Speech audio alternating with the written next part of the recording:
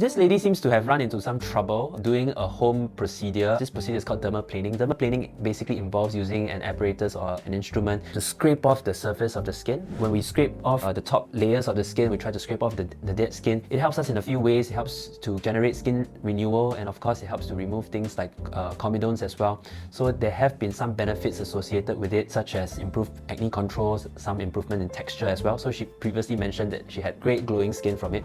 She's run into some trouble. It looks like she's gotten a little bit of breakouts as well as a little bit of skin infection associated with it. I think this is usually related to poor technique because she might be using inconsistent pressures across the skin surface. So it's actually not an easy technique to perform. Also, the apparatus or the instruments that we use have to be well sterilized such that you don't end up introducing bacteria into the skin, which is what probably happened. Fortunately, she doesn't seem to have scar. That's a good thing. So it didn't leave her with any long-term complications. It's important to go to a qualified professional with proper sterilization equipment and trained technique to do it.